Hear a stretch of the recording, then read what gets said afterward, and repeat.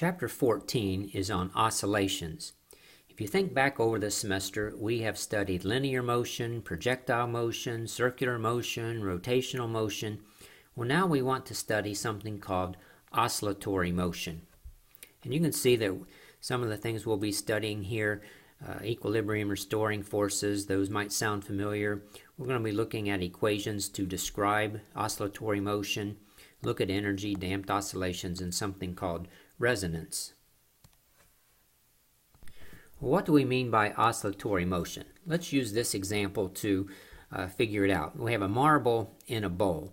If the marble is just resting here in the bottom, that would be its equilibrium position. And then what you do is if you displace the ball from equilibrium, if you pull it up, let's say, to the right and let go, when it's up high in the bowl here, you see you get a large force that's going to pull it back toward equilibrium. And then it rolls past the equilibrium point and back up the other side and then rolls back down. You notice when it's closer to equilibrium, the net force is smaller than if it's far away from the equilibrium point. If you draw the free body diagram at one of these positions, let's say over on this side, what you have is a normal force on the ball going perpendicular to the surface of the bowl, and then you have the weight of the object. And it says the free body diagram shows a net restoring force as for a mass on the inclined plane. So we've kind of seen this before. Let's look at the next diagram here. It says, when moved from equilibrium and released, a restoring force pulls the ball back toward equilibrium. But inertia causes the ball to continue moving to the other side. Where the restoring force is directed back toward equilibrium, the ball reverses direction and continues oscillating. When it reaches its maximum height here, that's where the force would be maximum, coming back down, the restoring force. So oscillatory motion is the back and forth motion about an equilibrium position. The restoring force or net force is toward the equilibrium position. A pendulum would be another example of an oscillatory motion. If you have a ball on the end of a string and you pull it, it's going to rotate back and forth about an equilibrium position. Here's a diagram of an electrocardiogram. It's the voltage across the chest, and it's the electrical signal from our heart.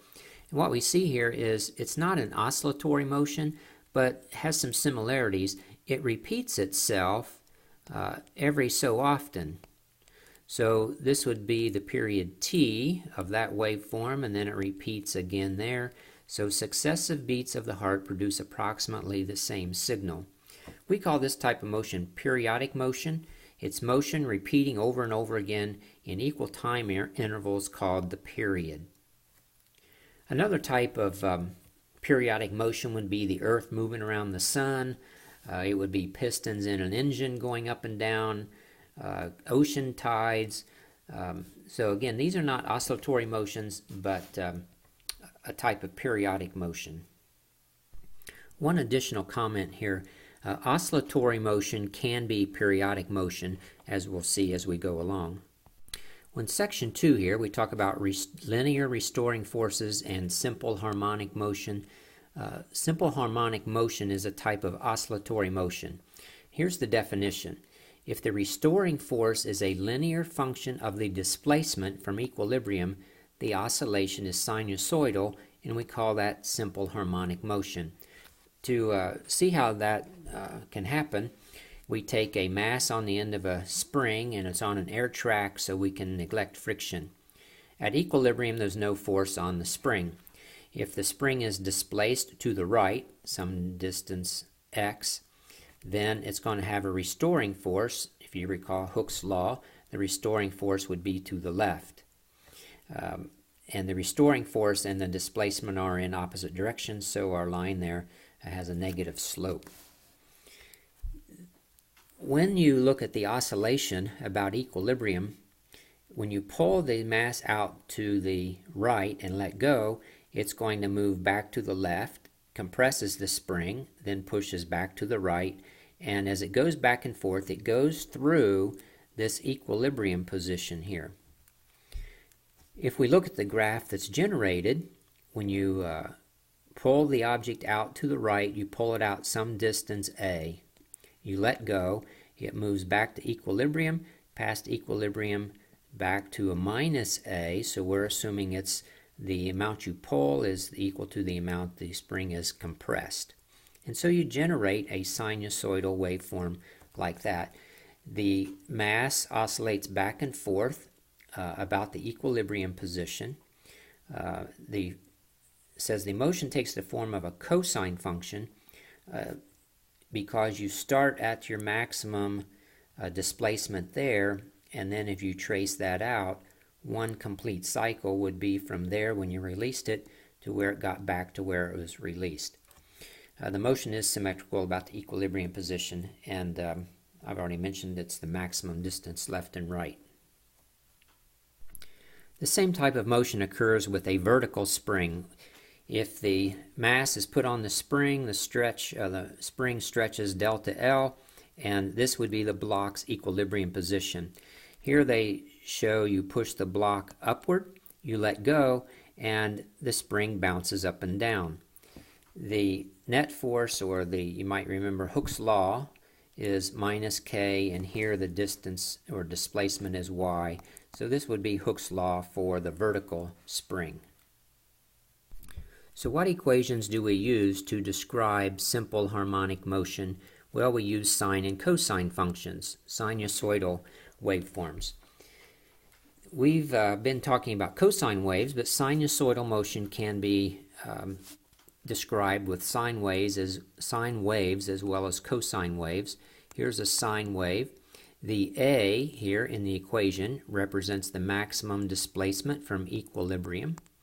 The T is the period, the length of time for one cycle. If you start here, one cycle would be here. You can take any 2 points on the graph, and as long as you go from the similar point on the next part of the graph, you get one period there. You could go from 0 to 0, you could go from peak to peak, and so on. So these two equations are sinusoidal functions with period t. This part in parentheses is called the argument and is in radians. You have to be very careful in using your calculator. Your calculator might be in degrees instead of radians, and that's a common error that's made. Let me jump over here, and I write my equations a little differently. This 2 pi over t, remember 1 over t is the frequency, so if you make that substitution you get this, and omega is 2 pi f.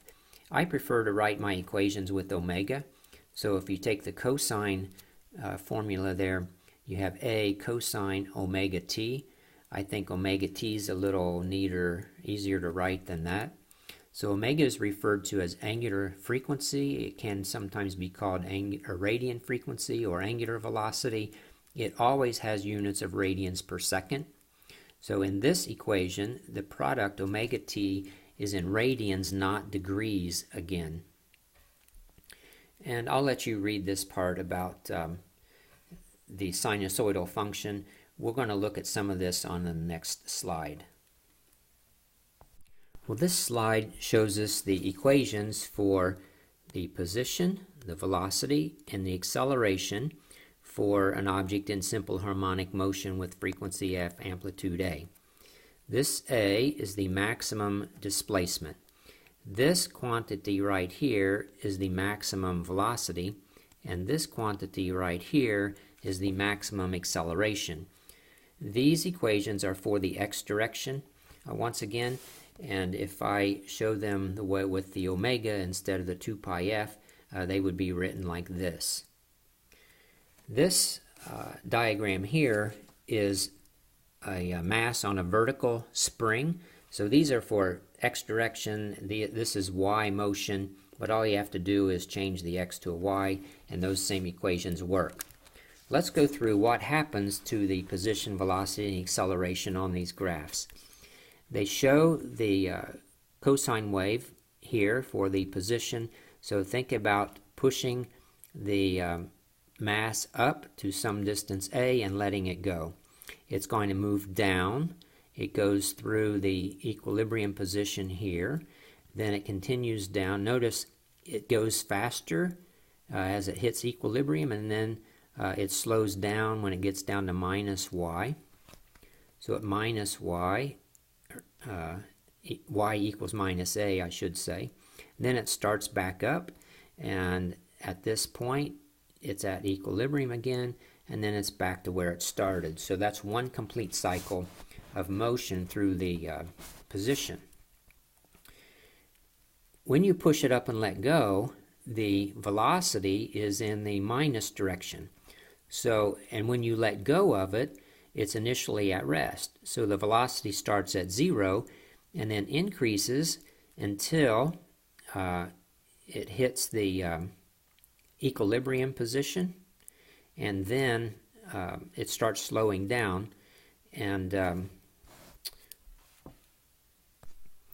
when it gets back to minus a here in position, it stops momentarily when it changes direction, so its velocity is back to 0, and then similarly as it retraces its path, you get a positive velocity when it starts going up, and then you hit a peak velocity there, and then finally it starts slowing down, and it gets back to where it started, and it's 0.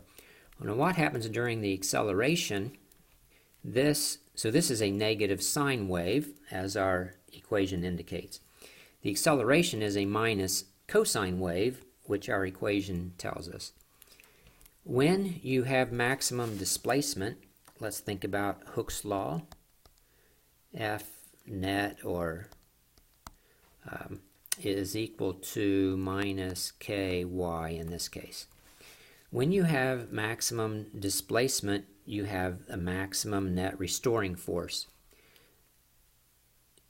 If you displace or push the spring and the mass up like that, you have maximum displacement. When you let go of it, you're going to have maximum acceleration, and it's down, so it's negative. And then when it hits equilibrium here, the spring is not stretched or compressed. The displacement is 0, so your acceleration is 0 because your force is 0. And then when it gets back to position to minus a and starts bouncing back the other way, bouncing up, you're going to have maximum acceleration, and then it gets back to equilibrium, and then it gets back to its initial position. So those are how the graphs are generated through one cycle for simple harmonic motion. This slide are pictures I got from another book, but I wanted to show you that the horizontal mass in spring generates the same waves as the vertical mass in spring.